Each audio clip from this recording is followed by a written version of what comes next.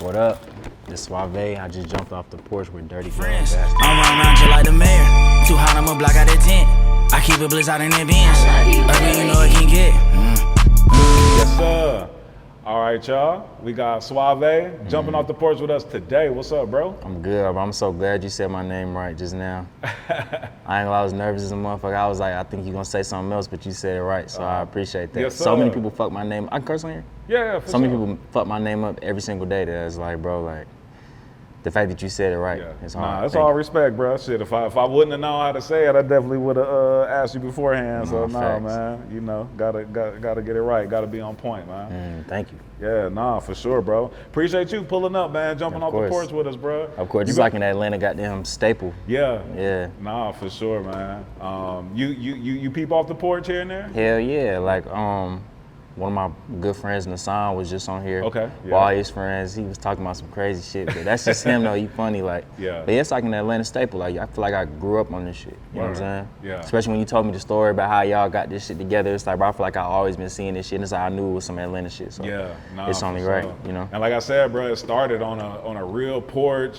If you watch like the Young Dolph interview or the Scotty or the Bankroll Fresh interview, you would hear sirens in the background. You would hear the loud ass AC unit cutting on and off. And That's fire. You ever think about going back and doing that same shit? You know, interesting enough, bro, we've taken off the porch like to a few different cities and have done it on people's porches. So we went to Detroit and Fire. interviewed Yeah, Peasy yeah. on his porch where he grew up on. That's hard. I went to Houston and got with Sauce Walker, interviewed Hard. him on the porch where he grew up on. So, but definitely want to do it more, tap in more, you know what I'm saying, and really like get in that element. And Yeah. where I'm originally from, Milwaukee, For I real? got an opportunity to go up to the mill Yeah. and interview a couple of cats from my city, you know, on the porch not too far from where That's I grew hard. up at. So, you know, that was like bittersweet, you know what I'm saying? That was Yeah. real. Damn, yeah, I fuck with that. Yeah, nah, appreciate it, bro. So yeah, man, you've been making a lot of noise, bro. You know what I'm saying? Like, a lot of people, you know, been saying your name and giving you props, and man, like the Twitterverse, you know what I'm Yeah, saying? Like facts, it's yeah. talking about you heavy, like you buzzing heavy on Twitter. Yeah. How does it feel, bro? Because I know you've been through just a lot of trials and tribulations through life, but then also within your music Yeah. career during this time. How does it feel to, you know, be Bro. getting your just due and people, you know, saying your name and giving you respect? It's crazy. It's like a double-sided coin. It's like I'm so regular and normal and been wanting this shit forever. It's like so much to the point where, like, bro, when the shit first started popping off, where I was seeing my name on Twitter a lot, bro, I was searching my name every morning, like just seeing shit. Even now, like I search it like a couple times a week. Yeah. But it's just crazy. Like I went from like just wanting to have some type of like just momentum or just like word of mouth situation, and then to see it pop off on the internet and then in Atlanta or just wherever the hell, like it's just like, it's crazy. But it's also too like, bro, that shit give me so much anxiety. Like I don't get no sleep. Like, you know what I mean? 'Cause my mind is always thinking about some shit. Like, Yeah. you know what I mean? It's like, I don't know, like, you know how they say like you want some shit so bad you get it and it's just like, you know what I mean, shit kind of fizzle out. Well, I Yeah. feel like for me it's like, I wanted this momentum so bad I got here, and now it's like it's always on my mind. Word. You know what I mean? So it's just like, it'd be hard for me to sleep, or just I'm always wanting to do some shit I feel like I'm not doing enough, or like whatever, like, Yeah. but I mean, it's ultimately what I pray for, so Word, I'm nah, really for tripping, sure. you know what I mean? It's like you pray for it, you manifest it, Right. and then it comes, and it's like, all right, let me do whatever I can do to Right. not lose this. Exactly, that's exactly what I was trying to say. Like, that's why I had so much anxiety, or just like not really wanting to sleep, or just not really wanting to let up on the gas. Like, it's just like, you know how this shit is. You done had people come on this show probably just like came and went, and it's like, bro, I feel like I just went through too much, like you said, or just, I don't know, like I just can't lose that shit. Yeah, You know what I'm nah, saying? I can dig it, bro. Do you feel like you were born to do music? Because I know you started at a really early age. I feel like, yeah, a part of me do, but bro, I ain't gonna lie, I said this prayer like, I think last year or maybe the top of this year, and I was just like, this is a scary prayer too. Like, I was just like, bro, God, if this is what you want from me, like, I want that. But I'm praying for the things that you want from me and not the things I want for myself. And just like, that shit's scary to pray and just be like, you know what I'm saying? Like, 'cause Yeah. what if he wanted me to go do some teaching shit or some, you know what I mean, some other shit? It's Yeah, like, nah, for real. but for me to just finally be getting this momentum, it's like, yeah, but also too though, like wherever God want to take me, that's where I'm going. Like, you know what I'm saying? Because I said that prayer last year, and then ever since then, it's been like, I don't know, the music still mean as much to me, but it's like I said, wherever he take me, that's where I'm going. Yeah, you know what I'm saying? for sure. How intentional do you get with the prayers and with, you know, asking, you know, the one above, you know, to give you some of these things that you have gotten? Like, have you gotten detailed with it and, you know, really intentional? I feel like you got to. I feel like you got to, because it's like you should never, like, I don't know, I feel like it's better to just know what you want to the T. You know what I mean? So even like now when I pray, like I'll be specific about what I want, but at the same time, it's like, if you don't want this for me, I don't want it for myself either though. You know what I mean? Because I know he always know what's best. But I try to get as detailed as possible. You know what I mean? And even just like, it's like the same shit I was saying earlier, like, you know how you finally get some shit and then you be like, I'm cool, like, you know what I mean? Like, I feel like niggas only pray when they're going through some shit, but it's like, real. Bro, every day something happen, like, I really dead ass and just like stop and just be like, bro, I'm really thankful for this shit, like, you know what I mean? Because I feel like the moment you take some shit for granted, that's when you fuck around, lose this shit. You know what I'm saying? That's the most important part of it too, bro, is not waiting for something to happen to then start praying and start asking for that guidance. Facts. You gotta, I always say you gotta be proactive, not reactive. For sure. Yeah. You know? For sure. And so you from Atlanta, real Grady baby. Right, facts. Real Grady baby, yeah. Facts. Yes, sir. And what part of the A you from? I'm originally from Kirkwood, but I'm really from Cobb. Okay. Like, I really claim Cobb County, like, you know what I'm saying? Like, it's, especially since so many rappers from Kirkwood, like, nigga, I'm from Cobb. I fuck with that, like, being a first rapper really from Cobb, like, that's hard. Like, well, not the first, because, like, we got, like, Yachty and Tony Snow and shit, but, like, I really fuck with that part of Atlanta for real. Nah, I could dig it. And what was life like for you growing up? I feel like it was really just like some typical Atlanta and like shit. I feel like I got into a little bit of everything, but at the same time, like, if you from Atlanta, like, I feel like you kind of notice it's kind of like DC, how they say it's like wrong turn city. Like, you could really very much so be like here, and at the same time go a block up and be like, I'm here. Like, my best friend is like, I would consider him to be from the suburbs, but like, if you seen where I grew up, you'd be like, oh, this shit is the worst shit ever. But it's like really like 4 minutes away from each other, you know what I'm saying? But I feel like all of Atlanta's like that. So I be telling people, like, you come to Atlanta, it's just like a ghetto suburb. You know what I'm saying? For sure. I feel like, I don't know, I feel like my Atlanta story is so like typical, it's almost like cliche, like, you know what I mean? Like, I grew up in Atlanta, around Atlanta, doing all the Atlanta shit. I caught the music bug, and then I just started being around certain people, you know what I mean? And start seeing shit that, like, oh shit, this shit is real, like, I could really do this shit, you know what I mean? And just watching people pop off, like, and all that other shit. So, I mean, I'm trying to, like, be as detailed as possible, but I mean it when I say, like, my story is so, like, it's so Atlanta that it's almost like, bro, like, I feel like, you know what I'm saying? It's just like, it is what it is, you know what I mean? Like, so. I can dig it. And, you know, there's so many transplants here in Atlanta that we rarely, you know, connect with, you know, real ATA lens. You know what I'm saying? Facts. What would you say is, you know, like one of your favorite aspects of Atlanta culture and you being from here? My favorite aspects? I feel like our culture's so thick, like, you know what I mean? Like, you can go to like another city and you won't really experience that. But I feel like when you come to Atlanta, like, you can't, Atlanta's so Atlanta, you can't escape it. That's you know what I mean? Like, we do have like our stereotypes, but like, at the same time, like, it still has a good bit of those if you know shit. So just like, I don't know, the culture is so Atlanta, like I said, you just can't escape it. So I feel like that's my favorite thing for real. Like, you know what I mean? And I feel like Atlanta's growing too. Like, I feel like in the 90s and shit, like, and even the early 2000s, maybe the early 2010s, niggas like, oh, this Atlanta, but this not. You know what I mean? Like, I feel like, I be telling people, bro, if you from an hour that way, hour this way, hour this way, hour that way now, bro, your ass from Atlanta, like, you know what I mean? No, like, for sure. Atlanta culture just really just expands, not only just worldwide, but specifically just here in Georgia too, though. Like, bro, you like fucking Laser them ass from Cordell, Georgia. Like, that nigga's an Atlanta nigga to me, like, you know what I mean? Or just like, I know growing up, people used to always be like, oh, Gwinnett in Atlanta, but it's like, bro, you go to Gwinnett now, you like, this fucking Atlanta, these Atlanta niggas, you know what I'm saying? So, I fuck with that. You know? Nah, I could dig that. And what were you into as a kid? Like, did like the music hit you early? Were you into sports? Like, was you know what I'm saying? Yeah, I played basketball, but like, man, I always been a one thing or the other type of person. So the moment I caught the music bug, it was more so just like, I really just played basketball just to fucking make my family happy. You know what I mean? But once I caught that bug, I was like, bro, I'm doing this shit. You know what I mean? So I was really just into the music, and that was it, bro. Like, I'm not gonna sit here and act like one of those rappers that goddamn was like, I just started doing this shit a couple months ago. Now I'm, you know what I mean? Like, now I'm where I'm at. Like, I always kind of wanted to do this shit. You know what I'm saying? I mean, you've been doing music since you was 5 years old, right? Yeah, something like that. Yeah, I was kind of like fooling around with music and playing the drums and just different instruments and shit like that. But like, I was a real quiet kid. Like, my mom would tell you, like, growing up, I only said like 7 words a day.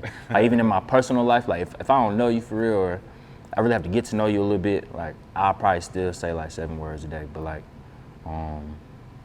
yeah, like I caught the music bug really young and just playing the drums, and then I ended up making music. Even my mom was shocked. She was like, I didn't even know this nigga knew this many words. Like, she'll tell you that, like, no funny shit, so. Yeah, so at an early age, like, what were some of your influences growing up, and how'd you get into playing the drums at such an early age? I think the drums were just something that, like, I just seen, so I did it. But like, as far as my influences, like, my mom was like, she still is the most like religious human being on earth. Like, so I ain't grew up like hearing like a lot of rap songs and shit in the house. Like, my dad, he would come down and visit and play the shit he liked, and I fucked with it naturally. But I only seen him every 3-4 years, so it was just like, it was very sporadic. But my real influences really came from, like, you know them last channels on like cable where it's like 900, 901, it's like hip hop, jazz. Yeah. Ain't that Music Choice or something? Music Choice, hell yeah. So like, bro, I ain't gonna lie, I used to come home every single day, and I basically like kind of fake raised myself a little bit. So, cause I for sure had to do that, cause my mom was not letting that shit rock if she was at the crib. But like, bro, I would just get on them little channels or whatever, the Music Choice shits, and I would just listen to music all day. I would go from one station to the next, and like, I would just read the facts about the artists, or, you know what I mean, just being on the computer. And like, I grew up mixtape era too, so I went to school, I was downloading mixtapes and shit like that. But my influences like early, like, bro, probably like the Far Side and like Eminem, like just being like a storyteller, like listening to some shit and being like, bro, this nigga's really telling you a story, like,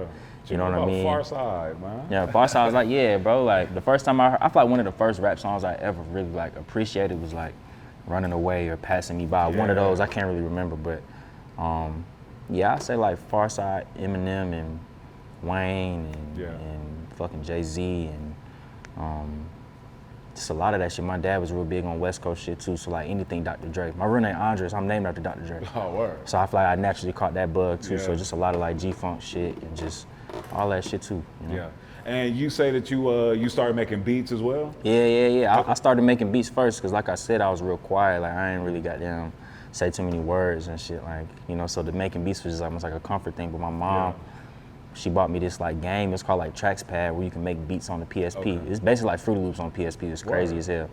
And then like my uncle had a studio, so I started making beats in Pro Tools, which I don't suggest, that shit's difficult.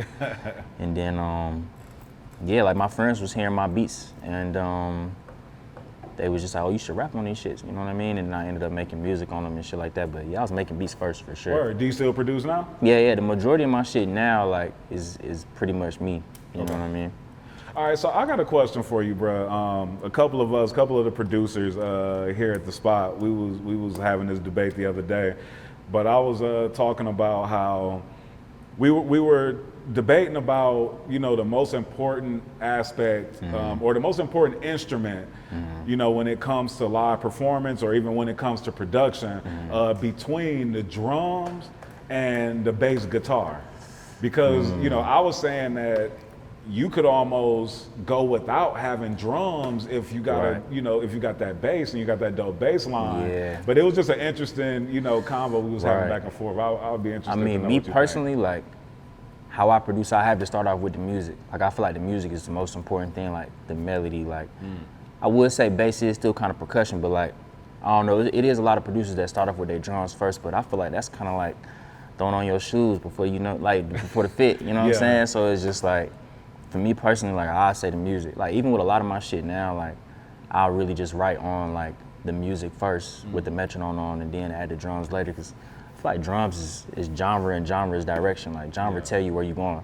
And sometimes I want to figure out where I'm going first before somebody else tell me where I'm going. You know what I mean? Or even myself, you know what I mean? So a lot of times I just record on a sample, or whatever music I played or whatever the hell, you know what I'm saying? But I say personally, like, yeah, man, the drums is very important, but I think the music is more important though, you know what I'm saying? I could dig that.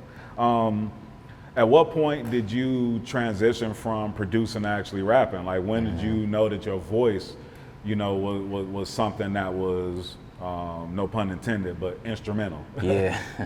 Bro, I was really young. I told you I was really big on Eminem. Yeah. And my school was just ghetto as hell, so like they used to have these little rap battles in the lunchroom, and I don't know what possessed me to find the courage to start doing them, but I started doing them. I started winning the little battle raps and shit. Like I would go home and write battle raps, feeling like Eminem and shit, you know what I mean? But I remember I did like a couple of them. My friend Sahar was like, bro, you should start rapping, like for real, like you should actually start making music.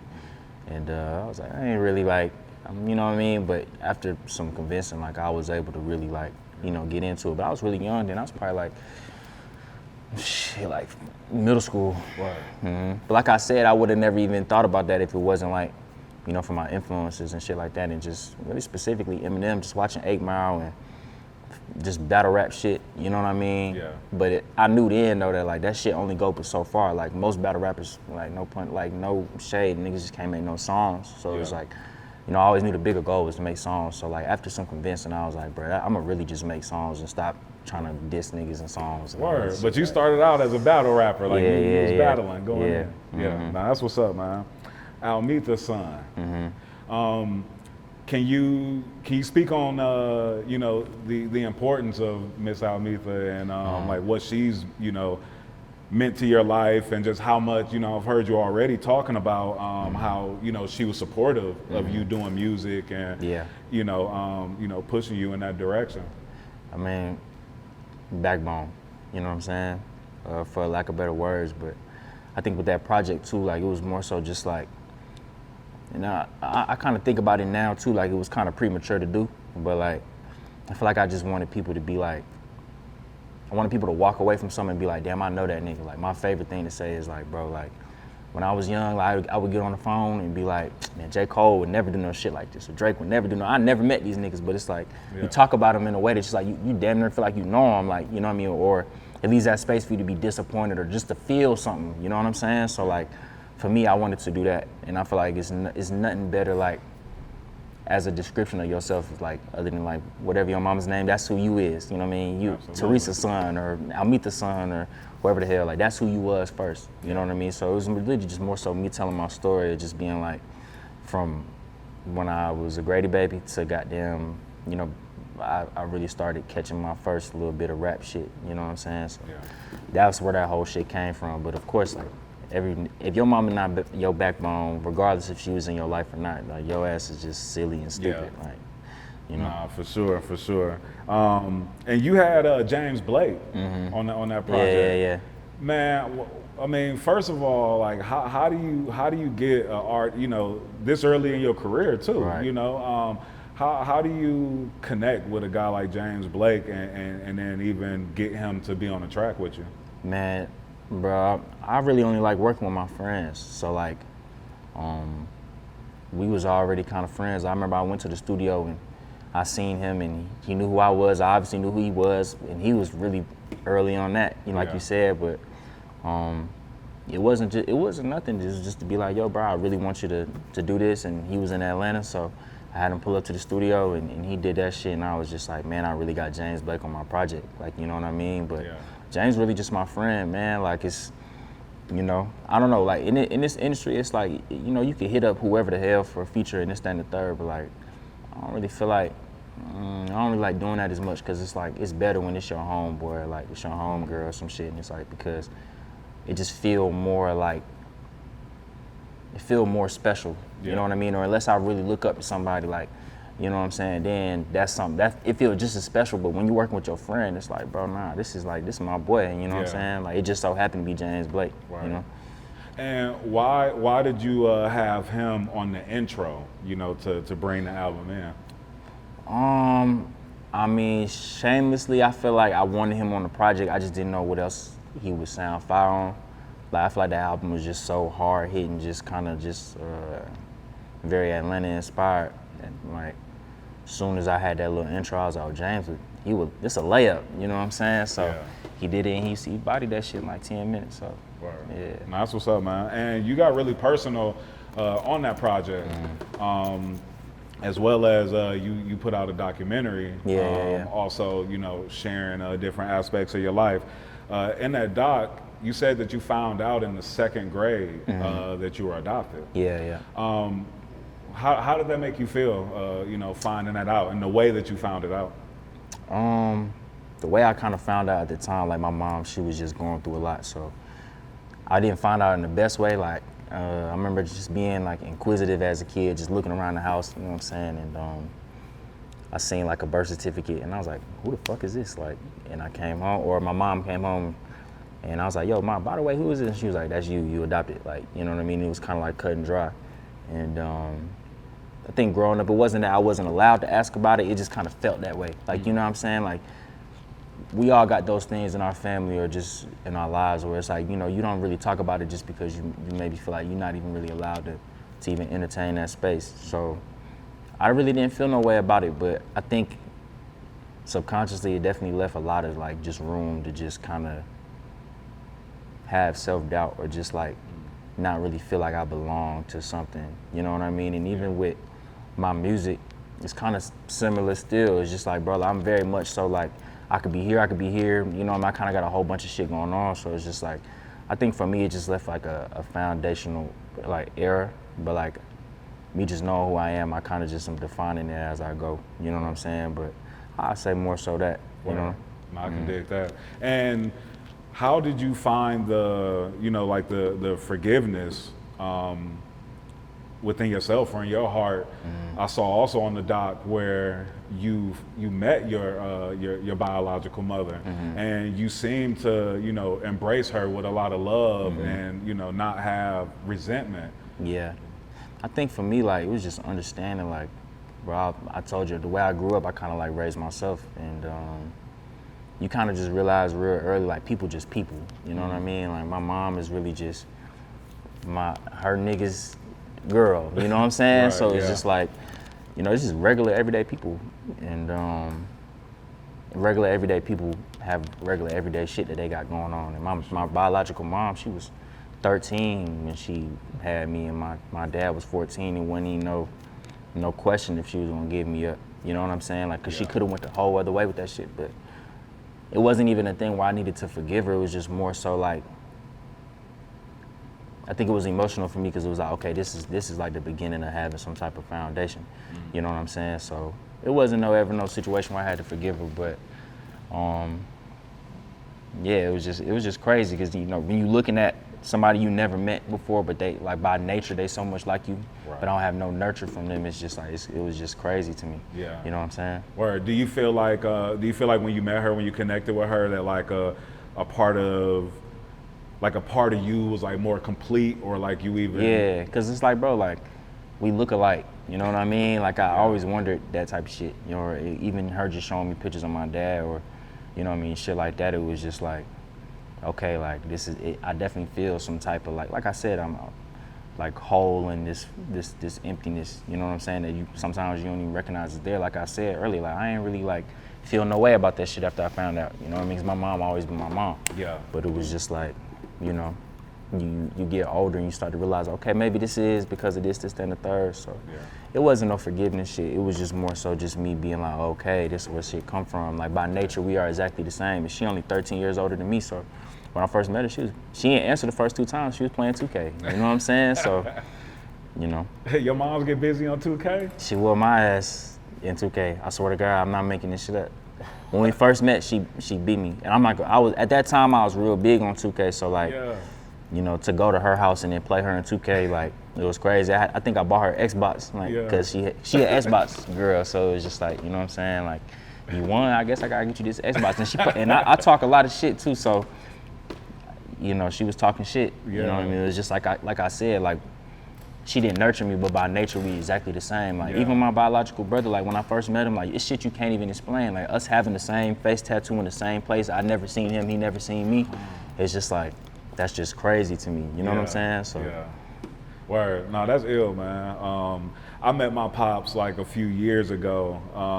Had never had a relationship with him, and I got a brother from him, and it trips me out like how much alike we are, and we trip, you know what I'm saying, about that. Even like where when I went to his house, like I just noticed like stuff where it's like, yo, like we the same type of person, like, you know what I mean? Facts. Both got like some of the same type of furniture, or both got our pool. I mean, like in the basement and all that. Like, wait a minute, Yeah, like by bro. nature, you know what I'm saying? Like my brother, he rapped too, so it was just crazy, me and him, and just like, we just kind of like, I think on paper we look different. Word. Like he's very much so, like I came from like a gang neighborhood, but he very much so pushed that. Like he very much so blood. Like that's what he do. He wake up every day blood. You know what I'm saying? Or like even with like my music is a little bit more on whatever side you think it is, but he very much so like cut and dry. Like nigga, I make hard hitting street shit. You know what I'm saying? So it's just crazy, you know, that by nature we ended up doing the same shit. You know what I mean? So No, that's ill.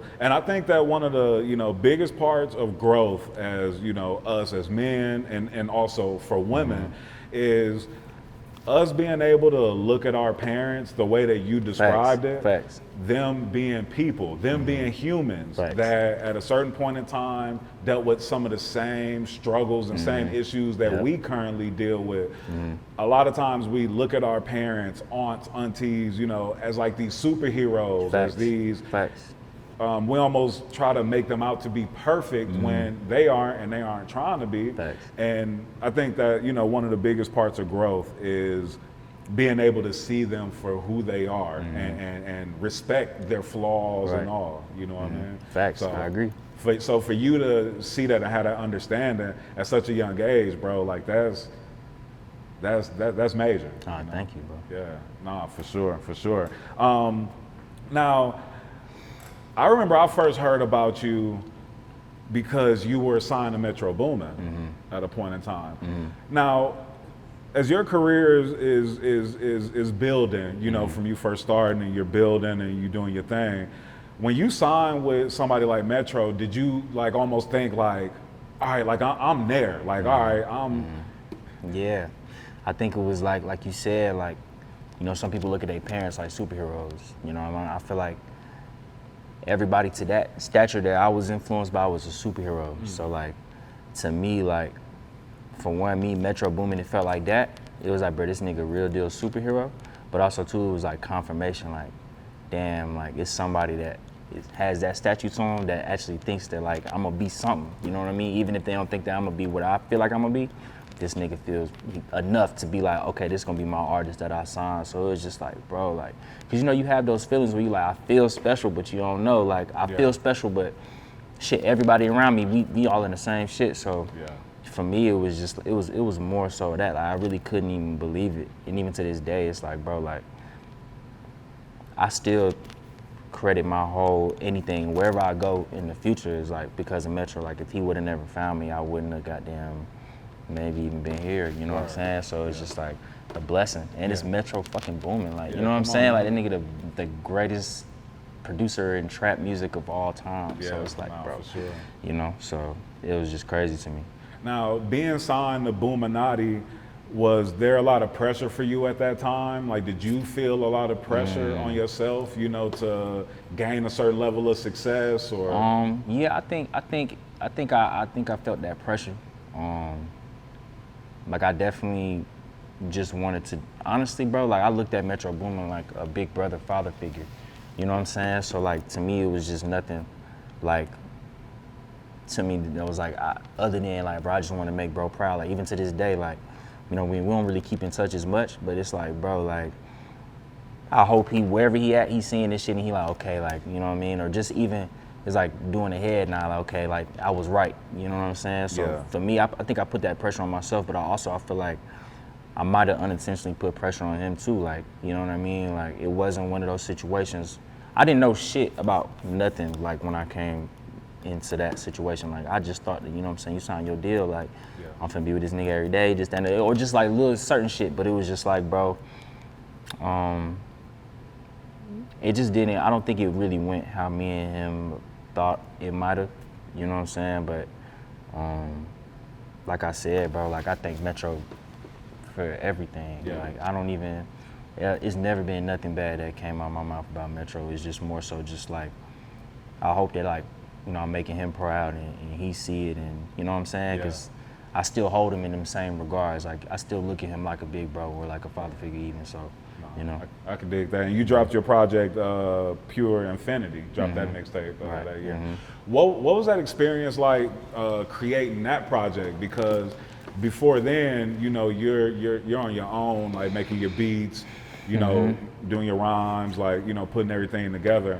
What was that experience like putting that, working on that project, you know, under Metro's tutelage? I feel like it was like my first creative freedom. Like I wasn't going to no studio like that before that. Like it was just like, bro, like the fact that like I can go to the studio whenever I want to, you know what I'm saying? Like that shit for me meant something. Or just being able to be like, you know, I could finally do a little bit more than just produce for myself. Like I'm working with other producers and shit like that. Like, so I say it felt free, but also too at the same time, like on the other side of music, I think it was just like my biggest learning experience. Like to that date, you know what I'm saying? Like,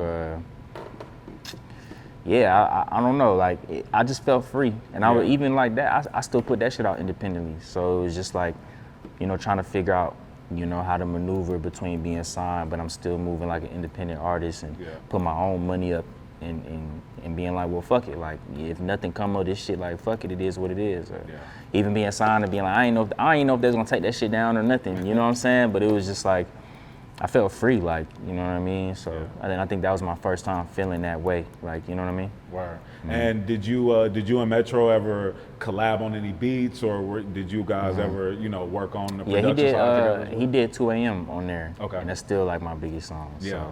So, I did that on my birthday. That was like one of the things I just wanted to do. I just wanted to get in the studio with him for my birthday. And we set the session up and we did that song. Word. Yeah. I can dig that. And then you also released the song Elevate. That was on the Spider-Man Into the Spider-Verse project, which also got nominated for a Grammy. Yeah.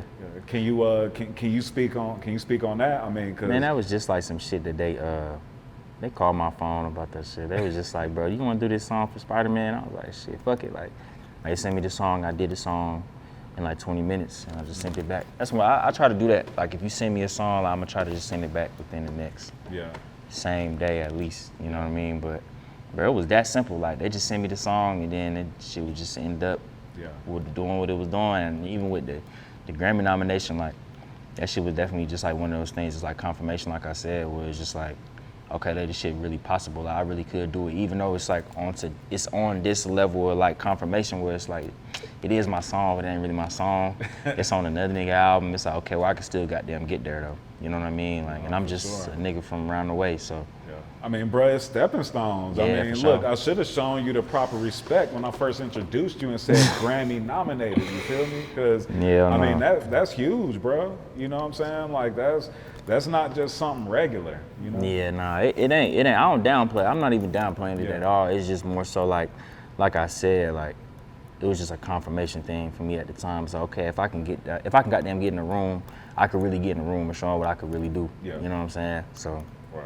And was there anything that you learned from that experience or directly from Metro that you continue to take with you as you continue to, you know, build on your career? What I say is Metro always right about everything. So the things that he did share with me in the time of me being signed to him, like, bro, I don't forget them. Like, they still know that I still move like that. And I think one of the things that he like kind of really pushed back then was being intentional. And like, I never let up on that. Like, once I understood what he was really saying, it was like, okay, like, yeah, I gotta really be intentional about my shit, not just, you know, just throwing paint at the wall. And I feel like sometimes throwing paint at the wall does work, but I think for me, like, that was such a like foundational moment for my career that it just stuck with me. So like, hell nah, I probably ain't gonna post 18 times a day, or I'm not just gonna throw some shit up. I'm not just gonna like throw paint at the wall when it comes to like, making music or dropping music, but like it's because I'm intentional, and that was installed in me like very early into my career, so that's just who I am now. You know what I'm saying? Yeah, and I can tell that from even like the way that you drop your music, your artwork, like the detail that's kind of in everything you do, even your visuals, like your visuals are really dope. Thank you so much. Really rocking with your visuals. Can you talk about the vibe when you did record your 2019 Breakout song, 2 a.m.? Can you talk about like the vibe in the studio, like what that was like? At that time, like, Metro was we was at Astro a lot, and he would have the A room and I would get the B room, and I just remember it being my birthday and just being like, man, shit, I just want to get in the room with bro, and then, someone finally came and got me, was like, yeah, he ready. So I went in there, and Metro just the coolest nigga in the world, so he was just like, what's up, super cool. He went through like, a couple beats, and I found that one, and I ended up just recording the song, and I ain't gonna lie, like,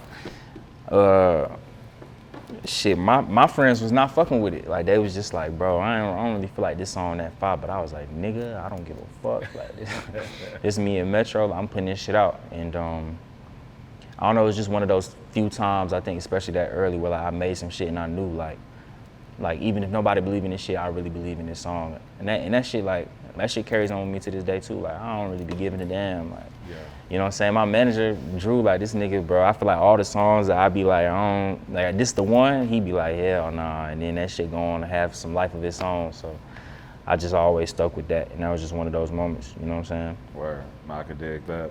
And you were on James Blake's song Frozen, that also featured JID. Hell yeah. Yeah. What was that experience like? Was that actually your first time working with James Blake?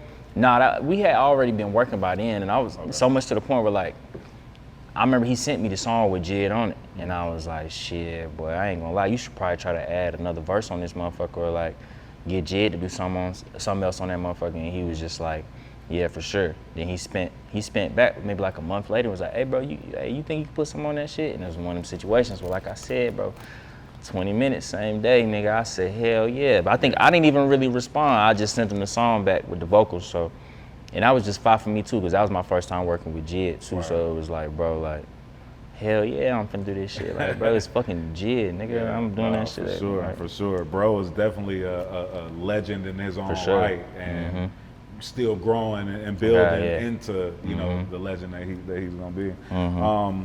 And also, you and JID are going out on tour in the fall together. Yeah, that's my brother. Like, even with that too, like, you just go back to what I was saying earlier, bro. Like, I don't really ever goddamn get jaded or just, like, forget to thank God for nothing. Like, bro, like, I feel so much gratitude for just everything. So, like, and I'm a little annoying with JID. Like, JID like my actual brother, like, you know what I'm saying? So it was a couple times I'm kicking him, bro. I'm like, bro, you still gonna do what you said you was gonna do? Like, put me on that tour. And then, of course, he always come through. So it was just like, it was just still crazy to me. Like, even I still was kind of like, man, I hope I'm still on this tour.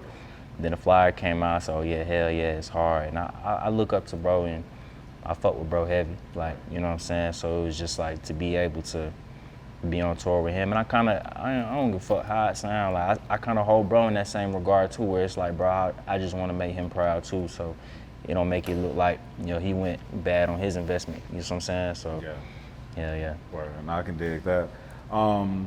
Your EP for Billy, I feel like that created a lot of buzz within itself too. Where is Billy short for Billy Goat? Hell no. Okay. I was wondering, like, if it was like on some goat type shit, and it was all right. So I wish I should start telling people that though. I should start telling people that. But no, it's just a nickname. Okay. That my mom used to say back in the day. She had a quote for that shit, but it was just like I said. I think with the Billy shit, it was just more so just me wanting to create more of a foundation and being like, I'm an R&B singer, like, and I'm a rapper. Yeah. So it's just like I wanted to really just be able to lock in on those things like one at a time, and really just like do it to like its best. You know what I'm saying? Like, so for the first one, it was an R&B project because I really am an R&B artist, and it was just R&B songs in there, me singing and shit. And then the second one was just like, it was like me at my most like carefree rapper, just mixtape shit, like real Atlanta shit. You know, cause that's who I am as well. Right. And both of them just kind of like picking up traction and having some buzz. Really, that Billy 2 motherfucker is the one that really like. Billy 2 going crazy. Yeah. And that was a last minute. That was a last minute call too. Like, oh really? Bro, I was gonna put out something else, but I think it was like I just went in the studio and I just had like a handful of records. I was like, bro, we should just do a tape like this. Yeah. And then I went to the studio every day and was just like, all right, I'm gonna put this shit out. Like, fuck it, like. And that shit just picked up. I swear to God, on everything I love, I didn't think that shit was gonna do absolutely nothing. That's crazy, because I was gonna ask you about, you know, like the huge difference between the Billy EP and then Billy 2, but then for you to say that was something that you worked on kind of quick, I wouldn't imagine that because of just the feel, the vibe that Billy 2 has. I mean, it's nostalgic with the Trapaholics, drops on there, but then like even the way that the project, like each song blends into each other, and some of the samples that were, you know, used too, and how it's like some of the samples don't even come in until maybe like the end of the song or certain parts of the song. Sure, exactly. Like it was just, it seemed like it was very intentional, you know. I mean, I'm like I said, like at my foundation, I'm very intentional, but like that was my first time just being carefree, like just being like, bro, I don't have nothing to lose, like, you know what I'm saying? Like, I'm gonna do it how I want to do it, you know what I mean? Even with the samples and all the other shit, even with the samples I picked, these just songs that I grew up on, I just really fuck with, you know what I mean? Like, so it was really just like I said, me just defining myself at my foundation and people being able to walk away from it and be like, oh, I love Swavay, I know who this is, like, you know what I'm saying? Like, so. But yeah, it definitely was like a last minute call. Bro, I promise you, we ain't working on that project for no fucking 4 weeks. That shit was probably 3.5 weeks. I'm lying, that shit, probably like 3.5 weeks. Like, cause I went in there and probably, I was working on other shit and then I started working on that for like 3 weeks. And then it was just like, okay, cool. But like, it was just carefree. Like even, I didn't even know if the intro was gonna be on there. I literally walked out of the studio and just talked to my friend Sydney and was like, yo, bro, like, you think the song should be on there? Brought her in the studio and she was like, hell yeah, I put it on there. You know what I mean? Because I just wanted to be carefree and just put some shit on there that I liked and just wanted to hit all the way through. You know what I'm saying? Nah, for sure. Off the Leash, that's one of the that's the one. Yeah, that's the one people fuck with right now. Yeah. Yeah, you come in on the song like with like a distinct type of flow, and then again, like I keep using the word nostalgic, like where at the end, you know, you go into the, you know, the Gucci Mane with the Pee Wee Longway. Like I said, it's just like that's what I grew up on. Like that just felt natural to me. Like it's just what I wanted to do in that moment. Like, and it's just who I really am. Like, bro, I just like I am that. Like. I am that song. Like I'm every song on there. You know what I mean? Like it's not a song where I feel like I don't really feel like that person. I don't really feel like this really connects with me. Like nah, I'm really that. Like you know what I mean? So it's definitely a no skipper. Oh, thank you. Bean. Don't go crazy. Even with that too, like bro, my adopted mom's husband's from Philly. Okay. So like Beanie Siegel is just like, bro, I heard that song a lot. Yeah. You know what I'm saying? So it was a no-brainer. Like, it's just what I wanted to do, bro. And shit, you know, 9 times out of 10, I probably made that beat and was like, let's just go ahead and do this shit. You know what I mean? Let's just record it right now and just see what comes to me in this moment. So, yeah, man. And then, like, even with the song Elroy and how Elroy blends into Dun Dun. Yeah. And, I mean, that, like, it's like you have to listen to the whole song, because if you miss the blend, if you miss the end of that song going into the next sample, it's like you missing some magic. Yeah, you missing, but that was my intention too, though. Just like, bro, like I told you, I grew up on mixtapes, like, I guess the second wave of mixtapes, not like 50 Cent and all the niggas, but like, I grew up on that real heavy second wave of mixtapes of like Big Sean and Wiz and Drake and Cole, so it was like, bro, and Wayne, they were doing those things where it's like, bro, like a song would damn near start fucking 5 seconds into the next, and especially with old Gucci shit. You go play old Gucci shit, that song goddamn don't start to 30 seconds in. So, that was another thing too. And just I love me personally, I love hearing them tags. Like I love the Trapaholic shit. I love the Hood Rich tag. Like that shit, it make the song harder to me. You know what I'm saying? Especially being from Atlanta. Like, bro, you heard that shit on like Bankroll shit or just Gucci shit or anybody's shit. You just like, okay, this shit hard. You know what I mean? So it's like that shit almost hit as hard as an 808 sometimes. Yeah, you know what I'm saying? For sure. Then on the Almitha Son project, there are a couple of songs that I was really rocking with. Grammys, really like that song. Yeah, appreciate that. That's one of my favorite songs I did for sure. Word. Because this was my first time of just being like, the song hard, but I'm really just telling you so much about my life too at the same time. So yeah, I fuck with that. Word, I can dig it. Kick Door with G Herbo. 4+5. Yeah. That one went crazy to me too. Thank you. When you're recording, like, do different songs come from you being like in a different headspace, or like when you go in the studio, like are you recording multiple songs that day and like kind of what's coming out is just what's what's coming out, or do you go in with a certain vibe and then that type of vibe comes out? I think I'm more so of a vibe. I think that like at this point in time in my career, like I try to just focus on one idea at a time. But I think it's a difference between like how I recorded then and now. Like I think then, like I was a lot more reflective when I wrote. You know what I mean? Like, I was talking about things that like had already happened. But I think now, when I write, it's a lot more like present. You know what I'm saying?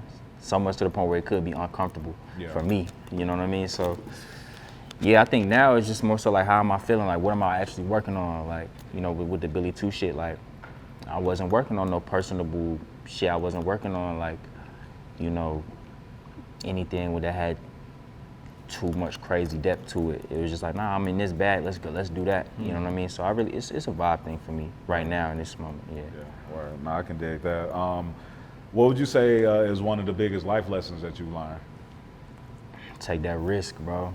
Like you're not gonna go nowhere taking no risk. Like, bro, you have to. Like, I got so many like just friends and just know so many people in this life that's like, bro, they want everything but just won't goddamn take that risk. Like, bro, it's been so many times where like, bro, I just was either ready to risk it all or I just actually fucking risked it all because I wanted to win. And I feel like you just gotta be okay with losing, you know what I'm saying? More times than you're gonna win. Like, I done lost way more than I ever won.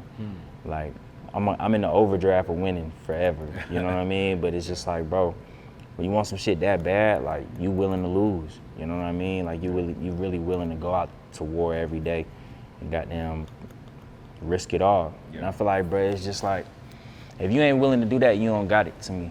Like, if you're not really willing to throw your last 200 into this shit and you only got 150, then you ain't really, you know what I'm saying? You don't want it that bad. Nah, for you know what I'm sure. saying? Because I done seen niggas goddamn, they want other shit more than that from the actions, you know what I'm saying? So, yeah, that's probably my biggest life lesson. And every time I done goddamn took that risk, it's always been a reward. Even if I lost, like, I be telling people sometimes, I feel like, bro, all my wins come with some type of loss. Like, it's okay, you gonna get this, but you gonna have to pay for it right here, though. You know what I'm saying? But it's just like, I look at it like just paying my dues, bro. But a lot of niggas don't even want to get to that point where they just paying their dues. You know what I mean? So it's like, bro, you ain't gonna get there even without taking no risk, bro. You know what I'm saying? Nah, for sure. Because the people that's watching and wishing on a star that they were achieving success and things like that, most of them move in fear of those losses, not understanding, or failures, not understanding that every successful person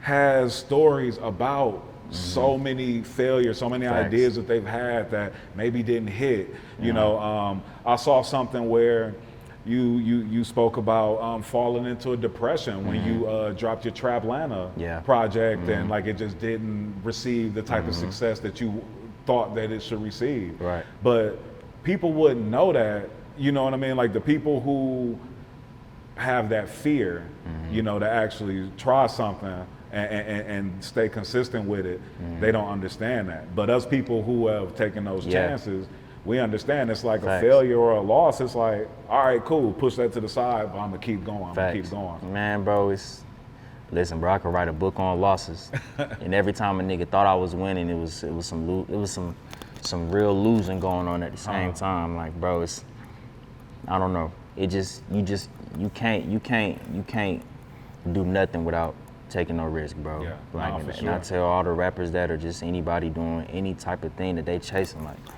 bro, if you're not really willing to take that risk and get uncomfortable, bro, then you don't want that shit in, like, at all. And I don't even really try to mingle with people like that. You know what I'm saying? Nah, for sure. And you gotta keep your energy on them positive vibrations. Sure.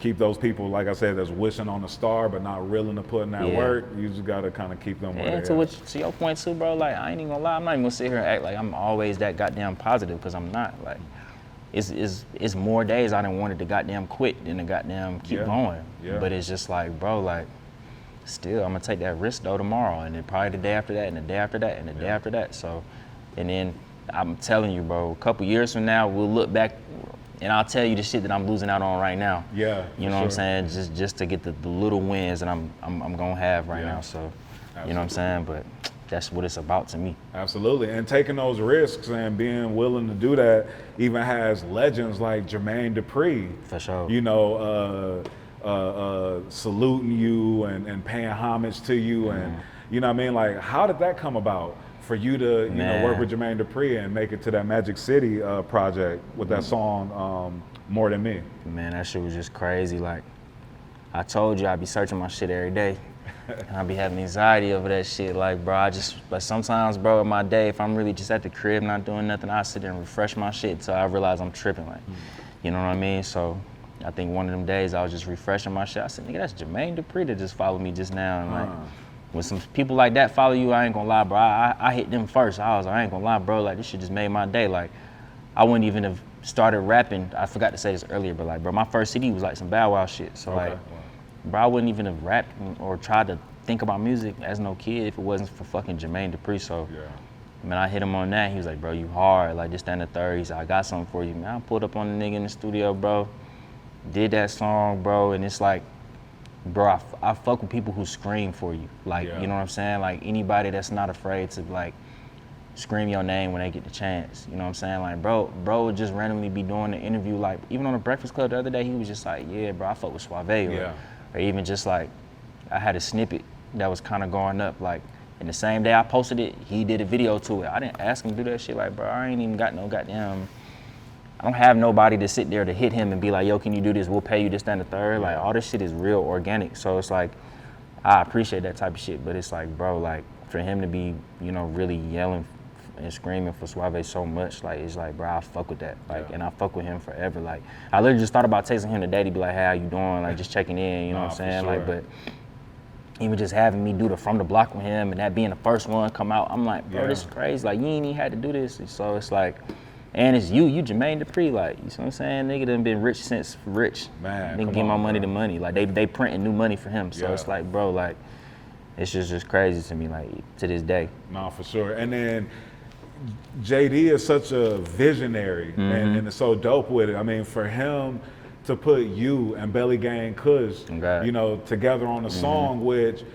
people may think that it's, you know, that it wouldn't match or that it wouldn't, you know, go together, but it's like the perfect, it's like the perfect blend. You know? And we the only young niggas on the project, other than like YK Nice on there. Yeah. So it's just like, bro, for him to do that, like, and to see that, you know what I mean? I'm the smallest artist on there too, like, respectfully. Like, I remember going into the studio and seeing the board and he had all these names on there. I'm like, bro, I ain't even, I ain't gonna lie to you, I don't know if I'm supposed to be on this bitch, you know what I'm saying? But it was just like, bro, the fact that he was like, nah, you is, I fuck with this, you know what I'm saying? And, you know, so I fuck with Jermaine Dupri for life, you know what I'm saying? And anybody who do some shit like that for me, like, I ain't never gonna goddamn, whether it's Metro Boomin or goddamn Jermaine Dupri or JID, like, bro, I don't forget shit like that, cause like I said, I'm not even supposed to be here.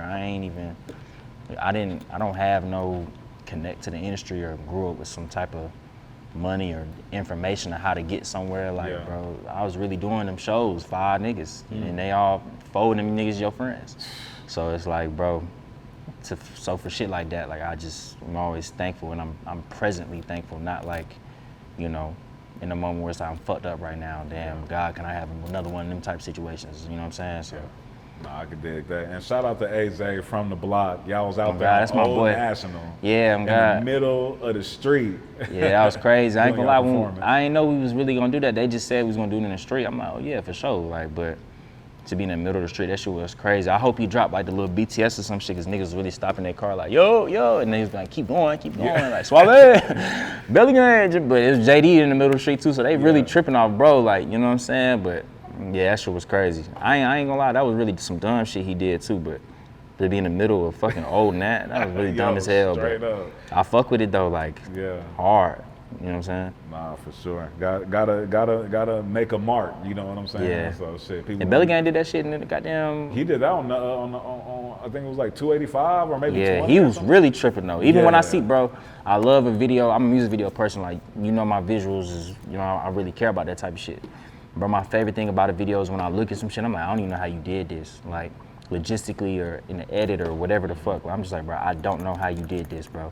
So to watch Belly Gang shit in the middle of the goddamn, I'm like, bro, I don't even know how you did this. Like, did you go to jail for this? Like, bro, like, how did you, how did you, like, you know what I'm saying? So. There was a lot of mad people out there on the highway. For that sure, day. The for comments sure. was going crazy. People talking about how they was out there.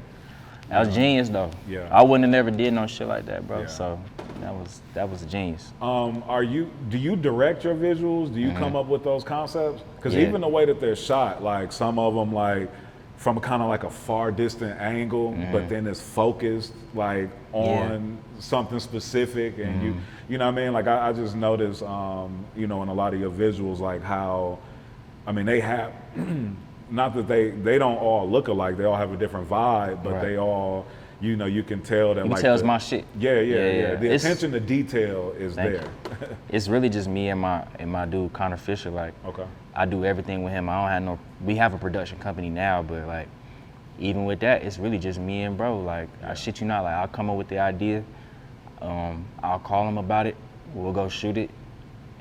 I edit it, he color, and we drop that shit the next day. Like, I couldn't, bro. There's not one video that has like came out for me that we didn't shoot and edit that bitch in the same day. Like, and then probably put it out the next day. Like, we just did a live performance shit like earlier this week, I think, and we put that shit out the next day. Like, it's that simple. But I just don't like working with production companies and all that other shit. You be fucking around. I ain't got no budget, bro. I'm independent, so it's like, bro, like.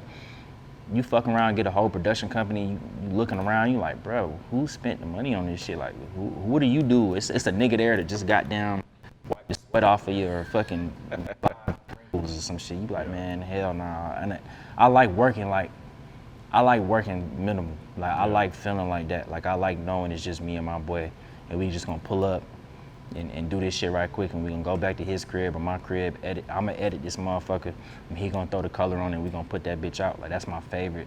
It's my favorite thing about creating visually. You know what I'm saying? What else you working on? What else you got coming up?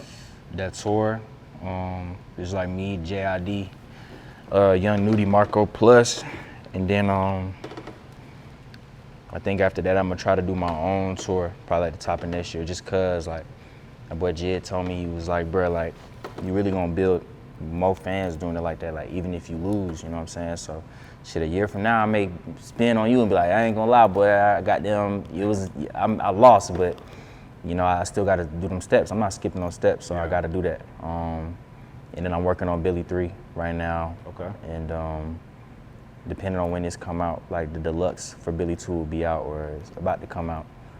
Just trying to get the right features for it. You know what I'm saying? I ain't really like big on features like I said, but now I'm having more rap friends. So it's just like, shit, now that you my friend, my boy, let's goddamn. So I'm working on that and just trying to keep the momentum going, like I said, and just keep my head clear and not goddamn ever get to a point where like this shit don't mean nothing to me. You know what I'm saying? Cause everything do. Like, I appreciate everything, even if niggas be swearing I'm so cool and goddamn mysterious. I'm not. I'm just like, I'm just to myself, bro. You know what I'm saying? But just staying like, you know, thankful and just working on the shit I want to do. I'm in this point right now where it's just like, bro, anything I want to do, I'm just finna do it, because I done spent so much time goddamn waiting on the industry, or goddamn waiting on the A&R, waiting on a stupid ass label or some shit. So it's like, bro, fuck all that right now. I'm independent, nigga. I'm going. Like, I don't give a fuck. Like, I don't be telling nobody when my video finna come out. I just put that bitch out. You know what I'm saying? So even with songs, it's like, so I'm just keeping that until it gets to a point where it's like, all right, nigga, I gotta goddamn talk to some white folks about this shit, or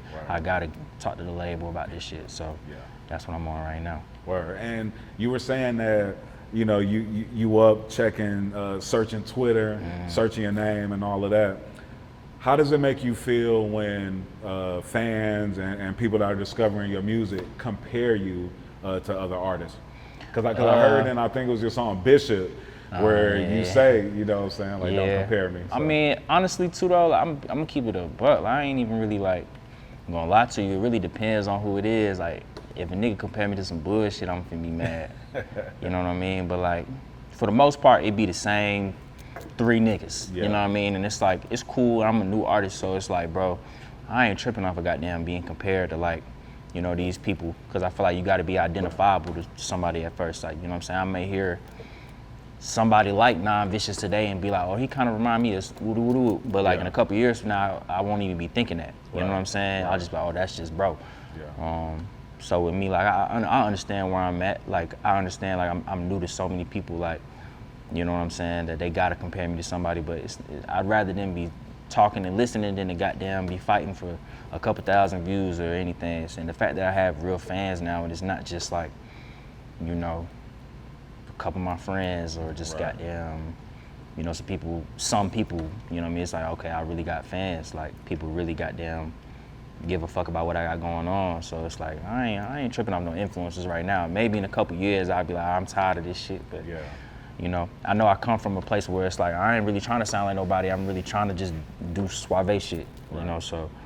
But like I said, I understand where I'm at, you know what I mean, when you new, you know what I mean, even with your shit, somebody probably compared you to somebody when you first came out. So it's like, bro, like, I ain't tripping off that shit, man. Yes, sir. I can dig it. You got any shout outs you want to give? Shout out Georgette, my manager. Shout out Uncle She here and shit. And shit, shout out to my fans, bro. You know what I'm saying? And that's it, man. I ain't got no shout outs, just them two. You know what I'm saying? I can dig it, man. Well, Swavay, appreciate you pulling up. Thank you for having me, bro. Thank you for having me, bro. It's just like some real full circle shit. Like I said, I'm from Atlanta, so I see this shit every day. You know what I'm saying? And just, you know, even with my friends like Nassan and Nisi and shit, so like, bro, this shit is like, of course I'm gonna do this shit, man. So, man, appreciate it. Okay, I'ma black out the rims. I might have the black on the hoe. Cause she tell me she wanna be friends. I'm round just like the mayor. Too hot, I'ma block out the tent. I keep